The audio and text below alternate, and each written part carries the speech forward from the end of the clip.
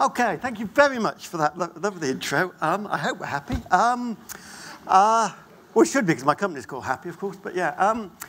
Okay, I'm going to talk about, not the workspace, that was fascinating, but how you managerially, organisationally create a happy workplace. As Johan says, we've been listed for 5 years in the top 20 workplaces in the UK, and the great thing about that is we've got to meet the other great workplaces, the Gores, the Googles, these kind of people. So what I'll be sharing with you in these 20 minutes is not only our own lessons, but what we've found from all those sorts of companies. So it's going to be an interactive session, so you're going to get to discuss, talk, do stuff, and the aim is to challenge you, but also to leave you with some practical things that you can do. So first principle, how many of you would agree that people work best when they feel good about themselves? Hands up. Okay, right, good. I mean, apologies, some people say this reminds them of a tampon ad, so apologies if it brings that to mind. If that is true, what should the main focus of management be in an organisation? Making people feel good. Yeah? So I'm going to ask you to raise your hands if the organisation you worked for, or the last one you worked for, if that is the main focus of management in your organisation. Oh, good, we got some. Excellent. Actually, that's more than I normally get in Britain. That's good, that's good. That was about 10, I think. Now, I'm serious about this, because I was recently on a platform with the chair of one of Britain's biggest retail organisations. And he put his hand up and said, yes, in my company, that is the main focus of management.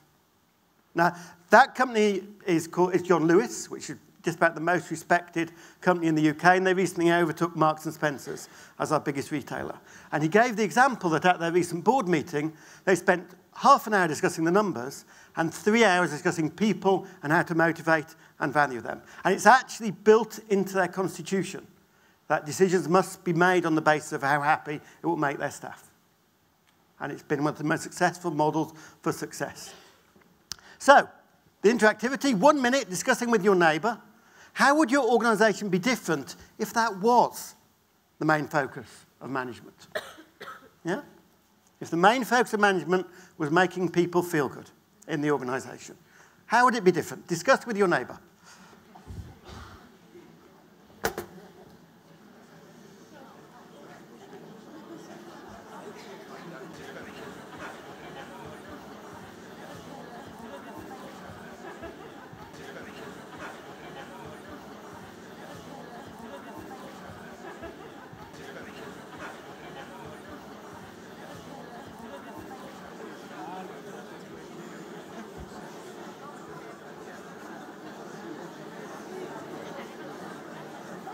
Okay. Okay. Quick bit of feedback. Any 1 or 2 word answers from people? How would it be different? Anybody? Come on, don't be shy. Yeah? Each person being different, making people feel good is different for each person. It's different for each person, this is true. Anything else? How would it be a good place to work? Yeah? Would it be more productive? Would it be more innovative? Yeah? Does it make sense? Yeah? I mean, the comment there is absolutely true, that it's different for each person. We tend to there's quite a common principle in society, treat people as you want to be treated. Is that a good principle for management? No, why not? You need to treat people the way they want to be. Exactly. An awful lot of managers do follow that principle, and I'm very good at managing people like me. But it's actually treat people how they want to be treated. But this, just coming back to, does this make sense to focus on this? Now, the Great Place to Work lists have been running now for 25 years. So a guy called Alex Edman at the Wharton Business School in the States thought, what would it be like to analyse those companies which focus on creating great workplaces against the rest? So he did a very detailed econometric study of what it would have been like to invest in all the great places to work over 25 years, selling each year compared to the stock market. And guess what happened?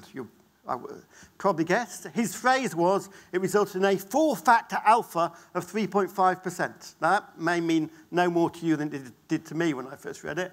But what that means is they did 3.5% better each year in the stock market. What that means is if you had a pension fund that at the end of the period had 100,000 euros after being invested in the stock market, if instead you'd invested in the great workplaces, you'd have been worth 235,000 euros. That is the hard financial difference creating a great workplace makes. Yeah? So, and there's a couple, just wanted to show you a couple of the books that have inspired us down this journey. I don't know if you've come across either of these. That was the one that I read when I was setting up Happy. The customer comes second. Because guess who comes first? In his book, The Employees. This, Rosenbluth Travel, whose author wrote that, whose head wrote that, won the American Award for the best customer service in the States in the 80s. And this one, Employees First, Customer Second, is Vineet Head's HCL, one of the most successful Indian outsourcing companies, 100,000 employees. And he runs it on the basis, employers, he tells his customers this as well, that he's running it on the basis, employees first, customer second. Because if you haven't got engaged employees, you won't have happy customers. So I want to ask you another question.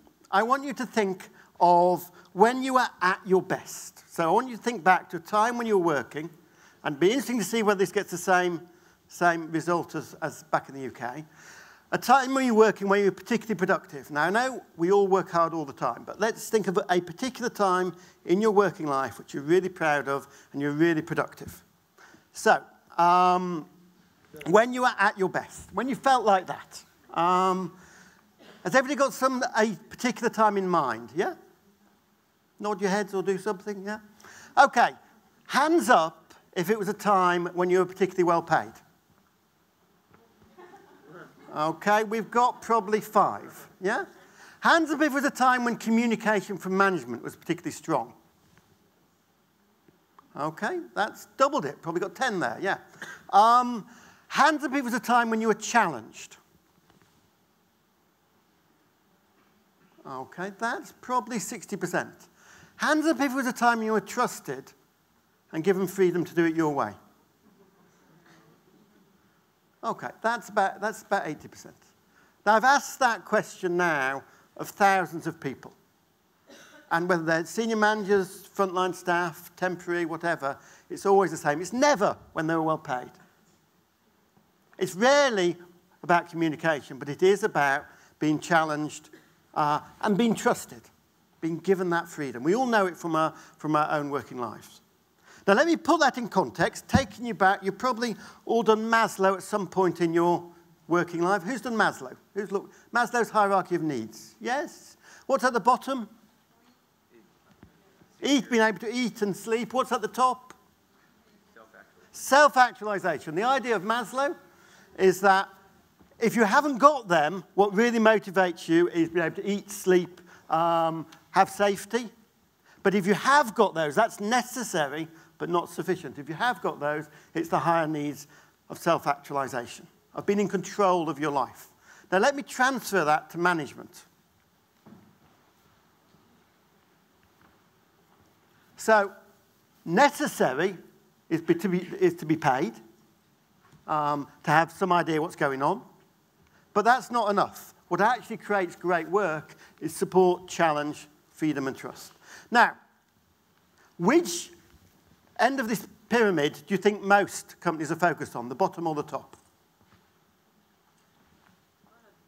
Bottom. Certainly when I do this in the UK, everyone thinks it's the bottom. Where do you think the best workplaces are focused? The top, obviously. And that's what I want to shift mindsets on. That's what I want, what we want to get all companies to think about, how you move your focus from the bottom to the top. So, let's look at one practical thing you can do. How many of you are managers? Hands up if you're a manager. Okay, a fair handful. Hands up if you're managed. Very few. Oh, okay. What? Hands up if you're too quiet to put your hands up. But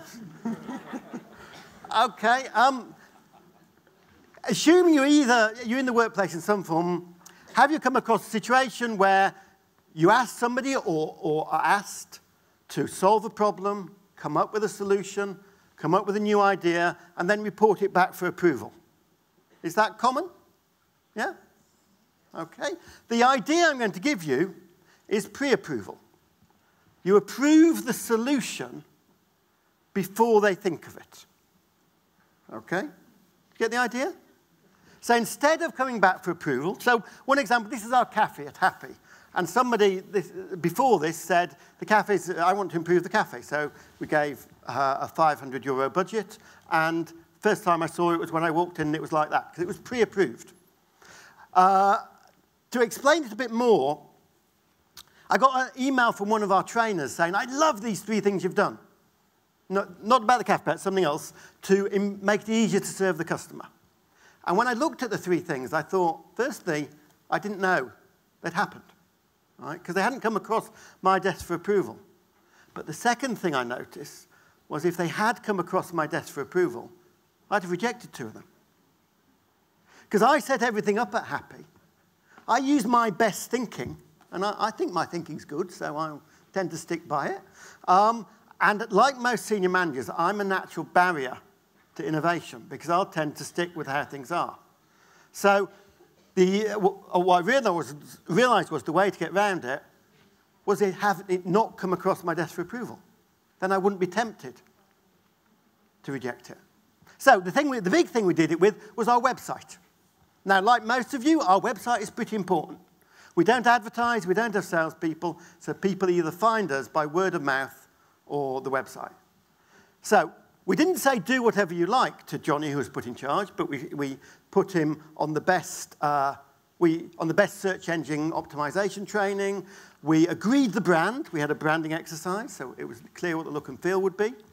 And we agreed the metrics, how many people would visit and how much income it would generate. And then I got to see it the night before it launched, when it was too late to change it. Yeah? And when I saw it, I thought, hang on, I don't like that bit. And why has it got that bit there? And I wouldn't have done it like this. Because if you truly delegate, you don't get what you would have produced. You get what they produce.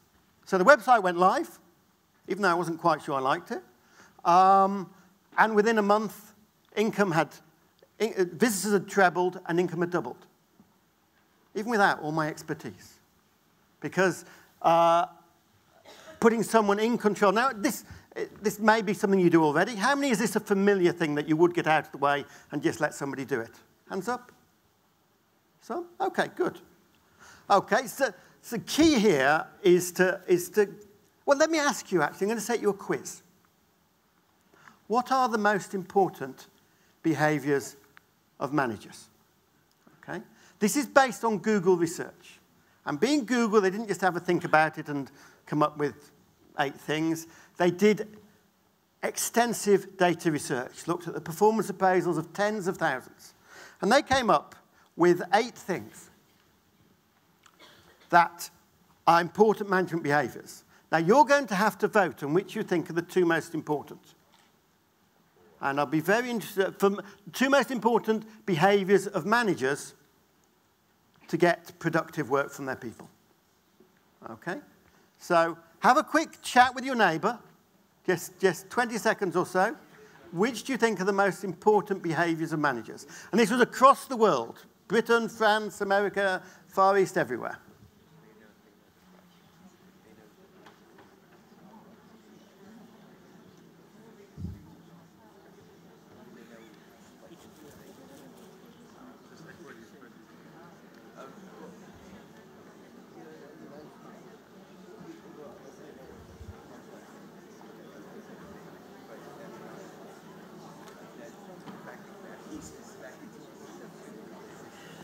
Okay.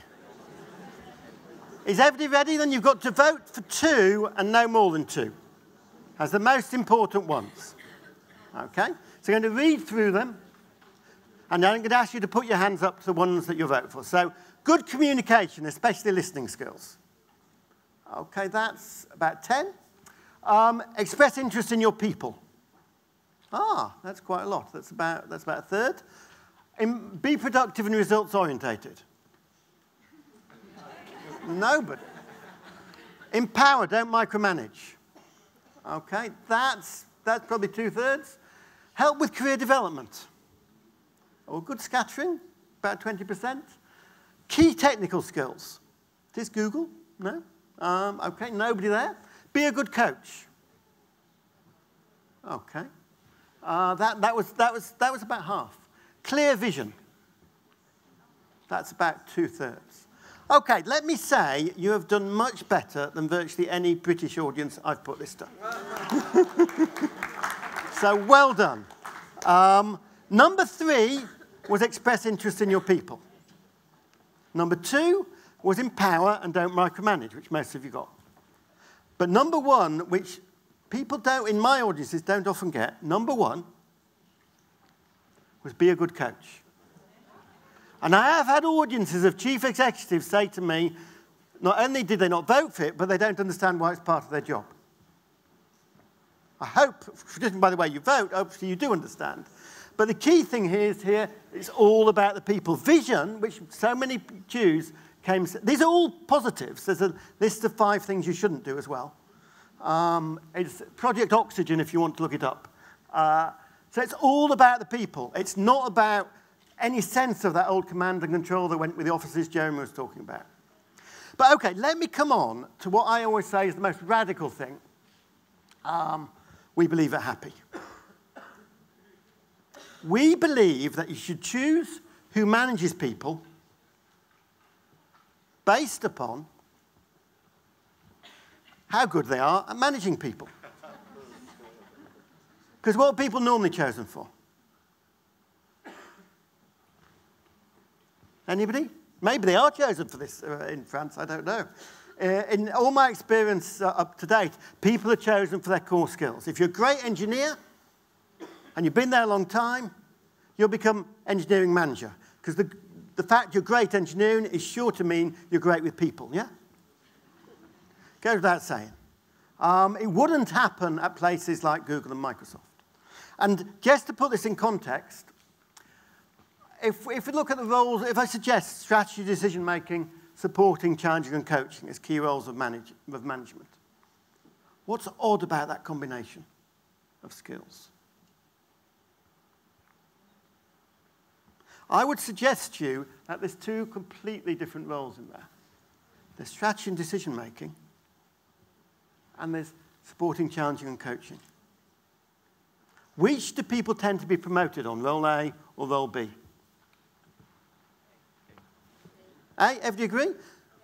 And if people are rather important, which is rather crucial? B. But it's okay, isn't it? We can promote people on A and then teach them how to do B, because that's really easy to teach, isn't it? Not really. How many of you have had role A managers who aren't particularly good at B? Anyone? Yeah? In the UK, a survey found that 49% of the workforce would take a pay cut to be able to change their manager.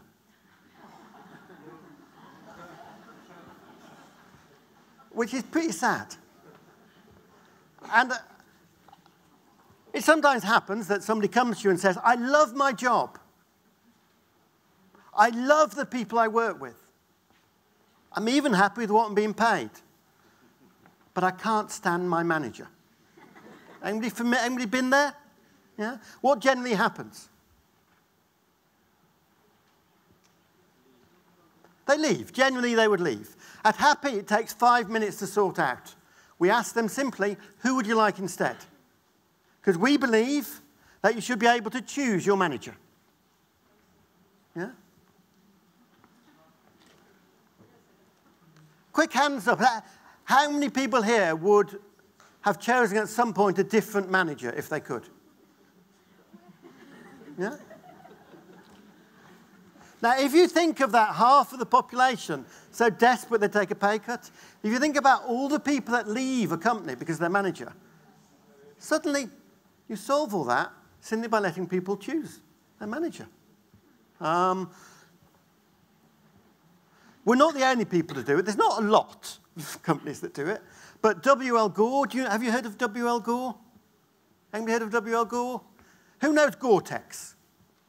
Yeah, you know Gore-Tex. That's produced by W.L. Gore, and in fact, they're more radical than us. When we say you can choose a manager at Happy, they've got to be a manager. You can only choose people who are managers. At Gore, you can choose anybody to be your manager. Their principle is if you want to be a leader, you'd better find some followers. Yeah? So, I'm coming to a close here, but basically I'm seeking to start a movement for happy workplaces. My aim is that a happy workplace is the norm and not the exception. Because if we're talking about, we're talking about people-centered offices, we're about to hear an example of a company managing in a very radical way, as if people mattered, I would say. Management as if people mattered. So I would encourage you all to join the movement for happy workplaces. Thank you very much.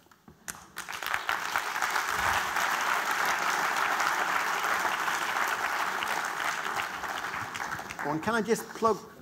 All right. Let me just say that this book, this is my first book, Relax, is now available in French as of this morning. Just finished translating over the weekend, somebody did, at bit.ly/relaxfr. So do feel free to get it in French. Thank you. And the best question will get a copy of my latest book. All right. Thank you very much, Henry. Okay, so let's see what has been said on Twitter. We have one person who is a little bit disagreeing with you in saying that happy should be the first priority for a company. They believe that effective collaboration should be the first. How would you react to this? Well, I think effective collaboration is part of happy. It's important to think about, we're not talking about happy in a trivial sense. I do have one colleague who tasked somebody with making the workforce happier. And so we went away and got lots of games and hula hoops and measured happiness beforehand and afterwards, and happiness had gone down. Okay? Because actually it's not about that kind of thing. Being happy at work is about having a purpose.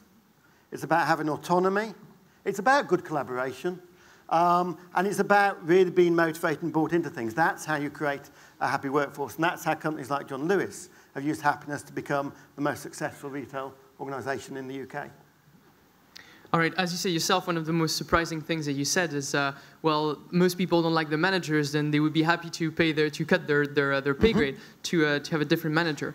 Well, choosing manager for their managing skills sound like a very good idea, but it seems maybe difficult to put in place a culture, a company culture, where managerial positions are not attractive enough so that everybody wants them. That, people are chosen for their skills, but that's not everybody wants to get there by any means. So how do you achieve this kind of culture? How do you put a culture in the company to make sure that the people you have chosen to be managers will take this role happily, and that people who want to be manager will be okay with staying maybe only employees? Well, I'd tackle that differently, because the problem, I think, is that the only way to get promoted in most companies is to manage people, yeah? I don't know, I'm told France has even more rigid hierarchies than we do in the UK, but maybe that's breaking down. But so if you are brilliant at, brilliant at strategy, brilliant at engineering, brilliant at whatever, the only way to get on is to manage people. There's a simple way out of that for companies, which some companies are already doing, which is create different tracks. One track where you manage people, and another track to seniority and high pay, where you don't manage anybody. You just get to use your skills a lot. Yeah? That make sense? Yeah, I think so, absolutely. Is he making sense to you? Who asked the question? I'll give them a book. Yeah, well, let's take a question from the audience, because I think Twitter is actually very difficult for you to access, I think. Okay, so here's a question. Please speak loud, and I will repeat it in microphone. All right, anyone courageous? All right, here, the gentleman in the front. What type of business you're in?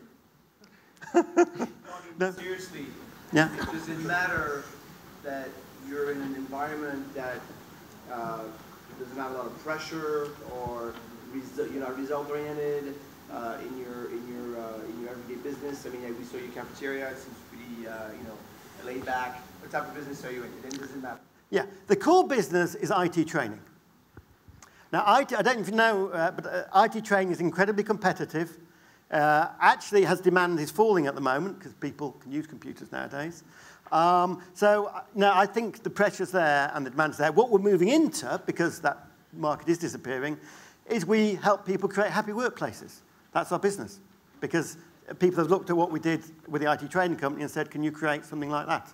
So that's slightly less pressure, but the IT training certainly was a very competitive, pressured environment. Just to explain, of our 6 biggest competitors 5 years ago, only one is still in business. That's quite pressured. But have a book. All right. Okay, I think we should wrap up with the 3 takeaways for the audience. Okay, number 1, get management to focus on making people feel good.